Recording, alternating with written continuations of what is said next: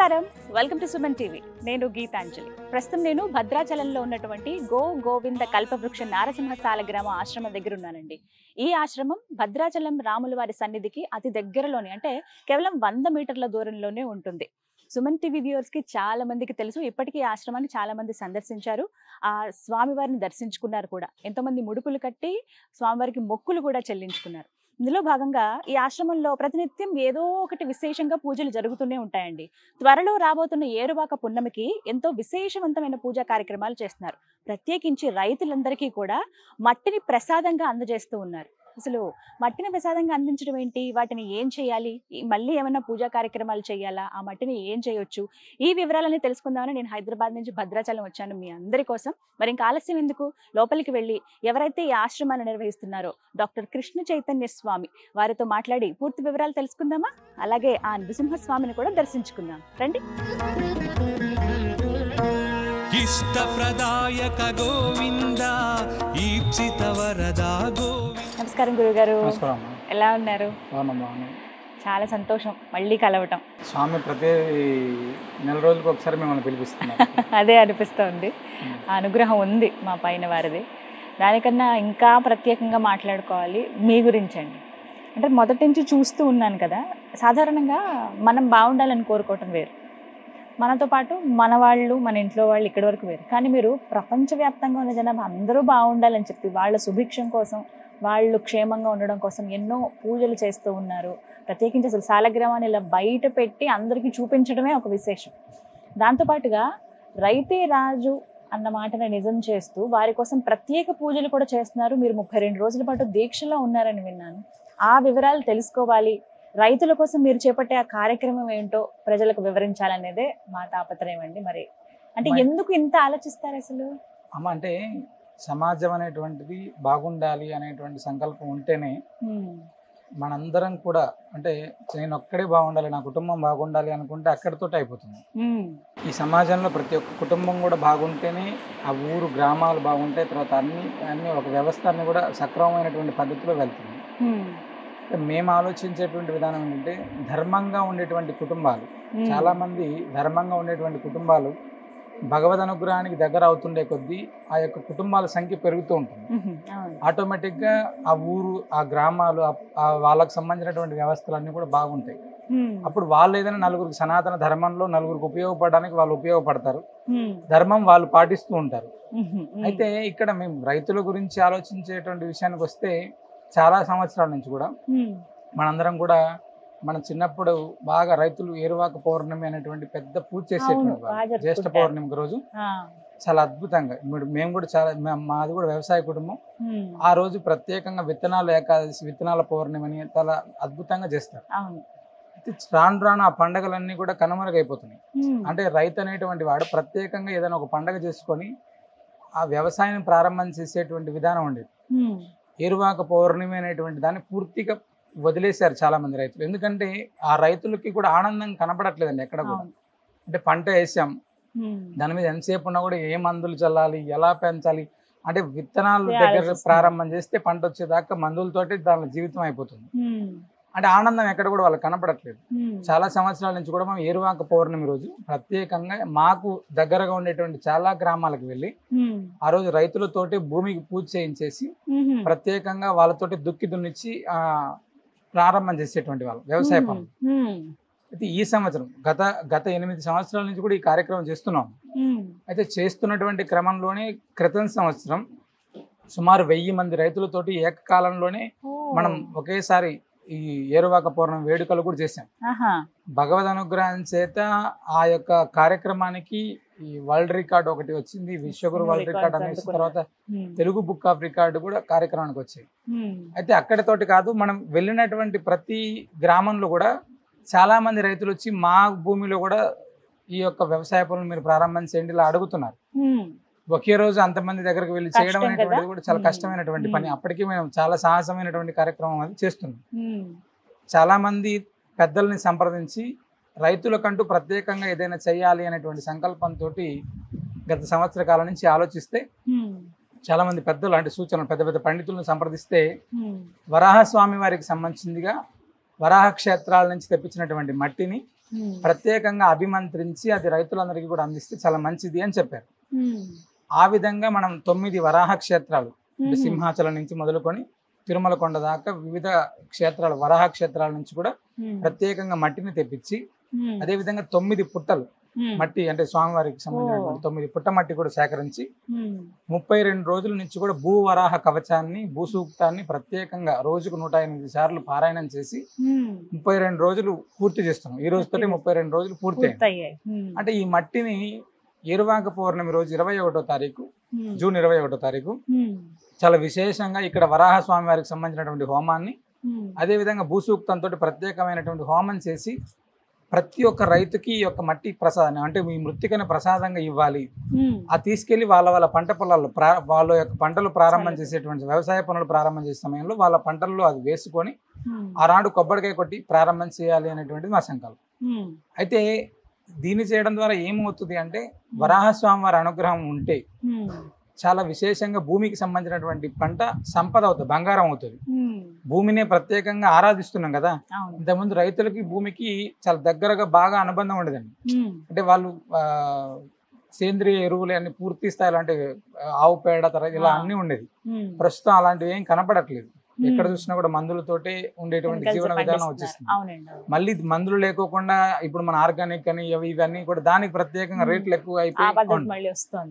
అయితే రైతు ఎప్పుడైతే కూడా ఎప్పుడు భూమితోటి అటాచ్మెంట్ ఎక్కువ ఉంటుందో ఆటోమేటిక్ గా భూమి కూడా అద్భుతంగా పండుతుంది ఖచ్చితంగా. అది అలా ఆ ఉద్దేశంతో వీళ్ళకి ఆ యొక్క బంధం రావాలి ఆ ఉద్దేశంతో చేస్తున్నటువంటి కార్యక్రమం ఇది.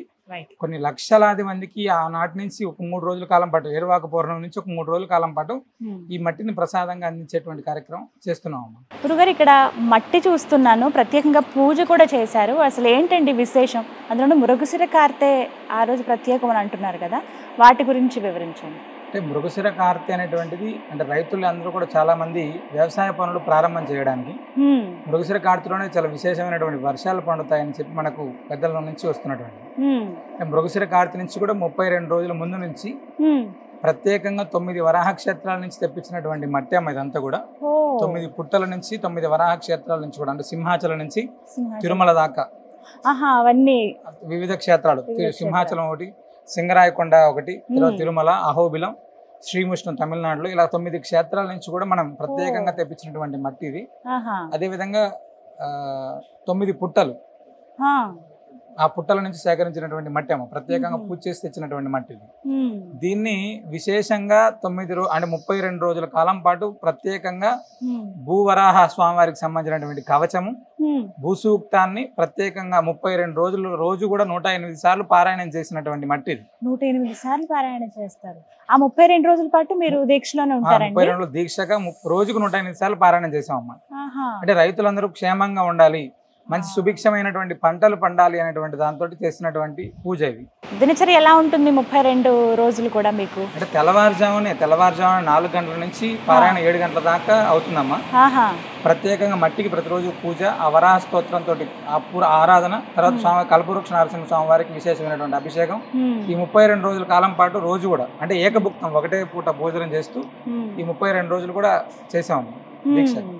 పూర్తి అయిపోయిందండి 32 రోజులతో పూర్తి అయిపోయింది. ఇవాళతోటి 32 రోజులు. ఈ 32 రోజులు మీరు సూక్తి పారాయణం చేస్తూ దీక్షలో ఉన్నారు, మట్టిని ప్రతినిత్యం పూజ చేస్తూనే ఉన్నారు. 32 రోజులు అంటే నృసింహస్వామి వారి యొక్క బీజాక్షరాల సంఖ్య 32. ఆ బీజాక్షరాల సంఖ్యకు అనుగుణంగా మనం ఈ 32 రోజులు దీక్ష తీసుకొని చేసినాం. ఆ సంఖ్యకి సరిపోయేది.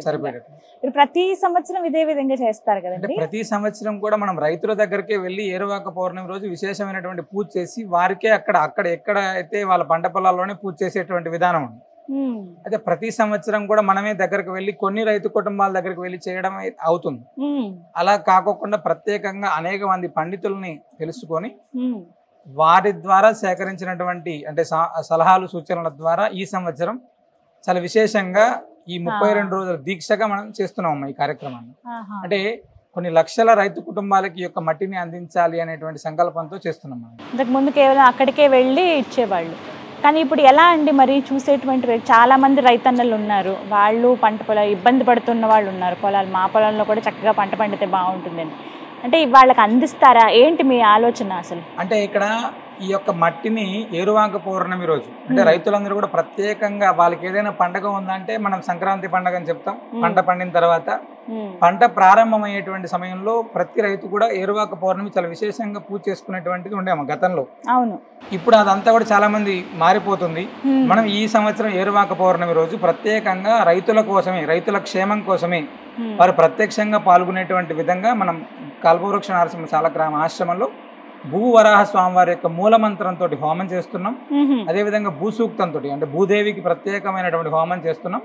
ఈ చేసినటువంటి తర్వాత కల్పవృక్ష నరసింహ స్వామివారి యొక్క అభిషేకం అయిన తర్వాత ఆనాటి నుంచి ఒక 3 రోజుల కాలం పాటు ఎంతమంది ఎన్ని లక్షల మంది రైతులు వచ్చినప్పటికీ కూడా ఈ యొక్క ప్రసాదాన్ని వారికి అందించేటువంటి ప్రయత్నం చేస్తున్నాము. 21 జూన్ 21 మాత్రం ప్రత్యేకమైనటువంటి రైతుల కోసం మాత్రమే. అంటే రైతన్నలు పండించేటువంటి పంట మంచిగా పండాలి, వారికి మంచి ధరలు రావాలి, సకాలంలో వర్షాలు కురవాలి, ప్రకృతి వైపరీత్యాలు అనేటువంటివి ఉండకూడదు అనేటువంటి సంకల్పంతో మనం చేస్తున్నాం. వీళ్ళు పంట వేస్తే పంటలో ఏదో రకమైనటువంటి ఇబ్బంది రావడము, లేదా ప్రకృతి వైపరీత్యాలు రావడము, లేదా రేటు ధర లేకపోవడము, ఏదో ఒకటి జరిగి ఇబ్బంది పడుతున్నారు. అలాంటివన్నీ కూడా వరాహ స్వామి వారి యొక్క అనుగ్రహం చేత అవి ఏమి ఉండకూడదు, రైతు అనేటువంటి వాడు బాగుండాలి అనేటువంటి సంకల్పంతో చేస్తున్నాం కార్యక్రమం. మంచి సంకల్పంతో ప్రారంభించారండి, చేస్తూ ఉన్నారు. కానీ ఇవి రైతన్నలకి ఎలా అందిస్తారు, అందజేసే కార్యక్రమం ఎప్పుడు? అంటే ఇక్కడికి వచ్చి భద్రాచల దివ్యక్షేత్రానికి సాలగ్రామ ఆశ్రమానికి దర్శనానికి వచ్చేటువంటి రైతులకు అందించేటువంటి అంటే చాలా మంది ఇక్కడికి వచ్చి స్వామివారి యొక్క దర్శనం చేసుకొని ముడుపు కట్టి చాలా మంది వెళ్తున్నారు. అంటే వాళ్ళ పంట పొలాల కోసం, పంట కోసం చాలా మంది ఇక్కడికి వచ్చి స్వామివారి దర్శనం చేసుకుంటున్నారు. అలాంటి రైతన్నలందరికీ కూడా ఈ విషయాన్ని తెలియజేసి ఆనాడు జరిగేటువంటి హోమంలో ప్రతి ఒక్కరు కూడా పాల్గొనేటువంటి విధంగా ప్రచారం చేస్తున్నాం. ఆ విధంగా వాళ్ళు వచ్చినటువంటి రైతన్నలందరికీ కూడా ఈ ప్రసాదాన్ని అందిస్తాం. విన్నారుగా, ఎవరైతే రైతన్నలు మరి ముఖ్యంగా ఉంటారో, అలాగే కొంతమంది వాళ్ళకి తెలిసిన వాళ్ళు ఎవరైనా రైతులు ఉన్నారు, వాళ్ళు పొలాలు పండిస్తూ ఉన్నారు, పంట పండటంలో ఇబ్బందిగా ఉంది అంటే కనుక స్వామివారి అనుగ్రహంతో పూజ చేసినటువంటి మట్టిని ఇక్కడ ప్రసాదంగా అందిస్తున్నారండి. మీరు తీసుకువెళ్ళి మీ పంట పొలాల్లో చల్లితే చక్కగా దివ్యంగా పంటలు పండుతాయి అని చెప్తూ ఉన్నారు. ఎవరైతే ఇప్పటివరకు రాలేదో వారు రండి ఆశ్రమానికి. పూర్తి అడ్రస్ నేను స్క్రీన్ మీద డిస్ప్లే చేస్తాను మీకు. భద్రాచలం రాములవారి ఆలయానికి 100 అడుగుల దూరం అంతే, మరీ దూరం కూడా ఉండదు. అందరికీ చాలా మందికి తెలుసు. వచ్చిన వాళ్ళు మళ్ళీ వచ్చి మీరు సందర్శించండి, మట్టిని తీసుకువెళ్ళండి. రాని వాళ్ళకు కూడా మీరు చెప్తే వాళ్ళకి ఎంతో ఉపయోగపడుతుంది. చాలా మంచి ఆలోచన అండి ఇదైతే. అంటే అక్కడికి వెళ్ళి చేయటం వేరు, ఇక్కడికి వచ్చే వాళ్ళకి అందించడం అనేది వచ్చి వెళ్తే ఏమవుతుందంటే కొన్ని కుటుంబాల దగ్గరికి మాత్రమే మనం వెళ్ళగలుగుతున్నాం, కొన్ని పంట పొలాల దగ్గరికి మాత్రమే అవుతుంది. ఇక్కడికి రావడం ద్వారా ఏమవుతుందంటే కొన్ని వేలాది మందికి మనం అందించేటువంటి కార్యక్రమం చేయొచ్చు. కొన్ని వేల కుటుంబాలకి ఈ యొక్క ప్రసాదం అందితే చాలా, అంటే కొన్ని వేల కుటుంబాల్లో ఒక్క కుటుంబం బాగున్నప్పటికీ కూడా అది ఆనందం కదండి. అంటే ఎవరి ద్వారానో తెలుసుకొని ఇక్కడికి వచ్చి ఆ ప్రసాదం తీసుకున్నటువంటి ఏ కుటుంబం బాగున్నప్పటికీ కూడా అది భగవద్ అనుగ్రహం చేత ఆ పుణ్యం మనకు కూడా వస్తుంది. మేమందరికి చాలా మంది చెప్పేటువంటి విషయం ఏంటంటే ప్రతి ఒక్కరం కూడా, అంటే మానవుడిగా ఉండేటువంటి ఎవరైనా కూడా రైతుతోటి ఖచ్చితంగా లింక్ ఉంటుంది. అలాంటి రైతు బాగుండాలి అనేటువంటి సంకల్పం అందరూ చేసుకోండి, ప్రతి ఒక్కరు కూడా చేసుకోండి. ఈ వీడియోని వాళ్ళకి తెలియజేసేటువంటి ప్రయత్నం చేస్తే ఏమవుతుందంటే మీకు కూడా ఆ పుణ్యంలో భాగం వస్తుంది. అంటే పుణ్యం చేయడం ప్రత్యక్షంగా మన రైతులకు వెళ్ళి సాయం చేయకపోయినప్పటికీ కూడా మనం చాలా సినిమాలు చూస్తుంటాం, లేదా ఏదైనా వార్తలు చూసినప్పుడు మనం అనుకుంటాం రైతు బాగుండాలి, లేదా రైతు ఆత్మహత్యలు జరగకూడదు, ఇలాంటివి మనం అనుకుంటుంటాం. అలాంటి మనం అనుకున్నప్పుడు ఇక్కడ స్వామివారి ప్రసాదాన్ని ఇస్తున్నారు, వెళ్ళి ఇదేది ఖర్చుతో కూడుకున్నటువంటిది కాదు. ఇక్కడికి వచ్చి కేవలం ఇక్కడికి వచ్చి స్వామిని ప్రార్థన చేసి ఆ ప్రసాదం తీసుకొని వెళ్ళడం తప్ప వేరే ఎటువంటి ఖర్చుతో కూడుకున్నటువంటిది కాదు. కాబట్టి మనం కూడా కొంతమంది, అంటే ఈ చూసేటువంటి వాళ్ళందరికీ కూడా మేము చేసేటువంటి విజ్ఞప్తి ఏంటంటే మీరు కూడా రైతు కుటుంబాలకు తెలియజేసేటువంటి ప్రయత్నం చేయండి. అద్భుతంగా ఈ యొక్క రైతన్నలు బాగుండడానికి మీరు సంకల్పం చేసినట్టు అవుతుంది. గురుగారు, ఏరువాక పౌర్ణమి మీకు ఎన్నో అవార్డులు తెచ్చిపెట్టిందని విన్నాము. అంటే ఏరువాక పౌర్ణమి రోజు ఇప్పుడు గత 7-8 సంవత్సరాల నుంచి కూడా ప్రతి సంవత్సరం కూడా కొన్ని రైతుల దగ్గరికి వెళ్ళి వాళ్ళతోటి భూమి పూజ చేయించి దుక్కి దున్ని ఆనాడు ప్రత్యేకంగా మనం వాళ్ళందరికీ కూడా రైతు పూజోత్సవం అనేటువంటి వేడుకలు చేసేటువంటి వాళ్ళు. అయితే గత 2022-23 సంవత్సరాల్లో ఈ 2 సంవత్సరాలు కూడా చాలా అద్భుతంగా, అంటే మన నృసింహ సేవావాహిని భక్త బృందం అంతా కలిసి సుమారు 108 ప్రాంతాల్లో ఒకేసారి 1000 మంది రైతులతోటి ఈ యొక్క దుక్కి దున్నిచ్చి రైతు పూజోత్సవ వేడుకలు చేసాము. చేస్తే ఇలానే సామాజిక మాధ్యమాల ద్వారా తెలుసుకొని తెలుగు బుక్ ఆఫ్ రికార్డు ఈ యొక్క ఏరువాక పౌర్ణమికి వచ్చింది. అదే విధంగా విశ్వగురు వరల్డ్ రికార్డ్, ఈ 2 రికార్డులు కూడా ఏరువాక పౌర్ణమికి వచ్చాయన్నమాట. సంతోషం, శుభాకాంక్షలు అండి ఆ విషయంలో. ధన్యవాదాలు. అంటే గుర్తించడం కూడా ముఖ్యం కదా, అది కూడా ఇంకా ప్రేరేపితం అవుతుంది, ఇంకొంతమంది చేయడానికి ముందుకు వస్తారు. మీకు కూడా ఉత్సాహంతో ఈ సంవత్సరం ఇంకా పెద్ద ఎత్తున ఈ కార్యక్రమాన్ని రైతు బాగుండాలి అనేటువంటి సంకల్పం. మనందరం కూడా రైతే రాజు అనేటువంటిది పేరు వింటుంటాం, కానీ రాజు ఎప్పుడవుతాడో తెలియదు. ఆ రాజు అవ్వడానికి మన వంతు చేసేటువంటి ప్రయత్నం. మీరు ఇందాక ఒక మంచి మాట అన్నారు, ప్రతి మనిషికి రైతుతో ఒక లింకప్ అనేది ఉంటుంది. 5,000 నోట్లోకి వెళ్తున్నాయంటే వాళ్ళ చల్లవే, ఎంత కాదన్నా. అలాంటి వాళ్ళు బాగుంటే ఖచ్చితంగా దేశం సుభిక్షంగా ఉంటుంది. మనందరం కూడా ఎంతో కష్టపడి సంపాదిస్తుంటాం. ఎంతో కష్టపడి సంపాదించినటువంటి సంపాదన హాస్పిటల్స్కి వెళ్తే 20 సంవత్సరాలు సంపాదించింది 10 రోజుల్లో అయిపోతుంది. అవునా కదా? అంటే మనం తినేటువంటి ఆహారం అనేటువంటిది సరైనటువంటి విధానంలో లేకపోతే మనం ఎంత కష్టపడి సంపాదించినా కూడా అవన్నీ కూడా ఆసుపత్రుల పాలవుతుంది. అలాంటిది రైతు నిజంగా బాగుండి ప్రకృతికి సంబంధించినటువంటి వ్యవసాయం కరెక్ట్ గా జరుగుతుంటే ఆహారం ఎక్కడ కూడా కల్తీ అవ్వదమ్మా. తినే వాళ్ళు పెరిగిపోతున్నారు, పండించే వాళ్ళు తగ్గిపోతున్నారు, ఆటోమేటిక్ గా కల్తీ అయిపోతున్నాయి.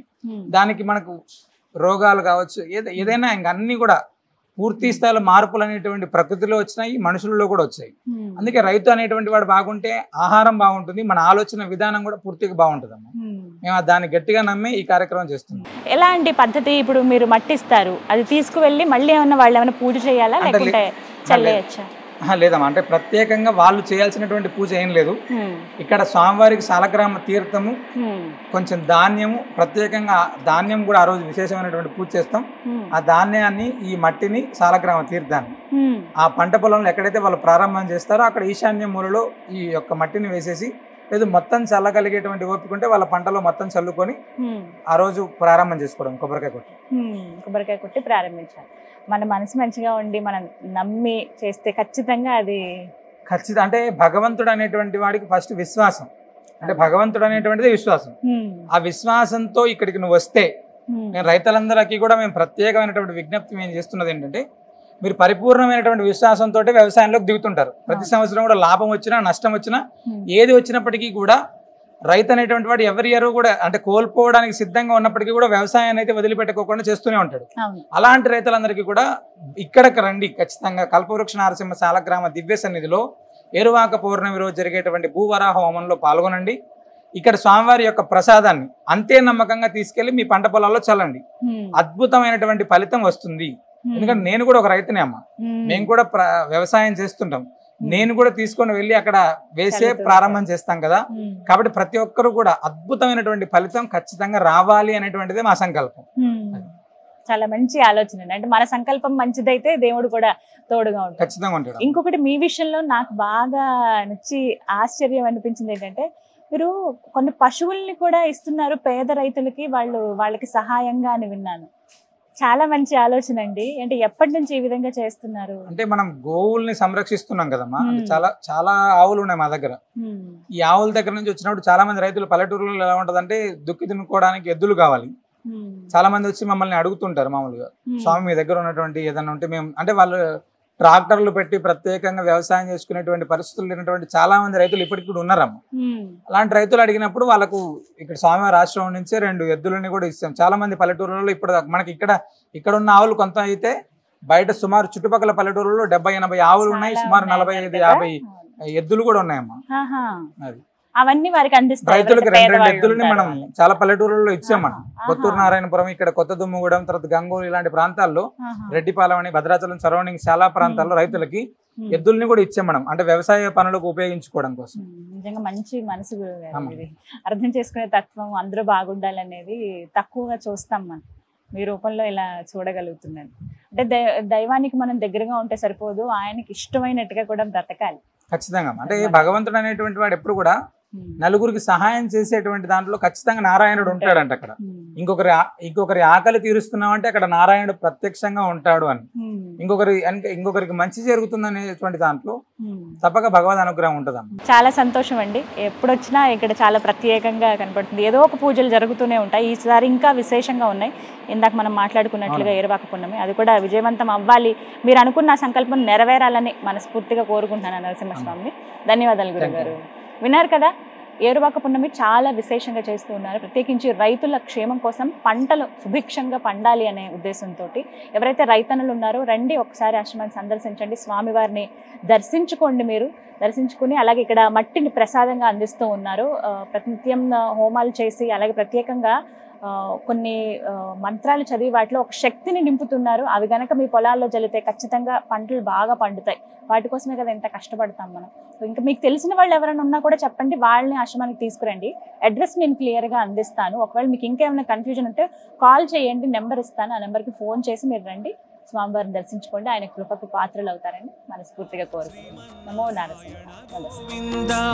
శరణాగత త్రాణ గోవింద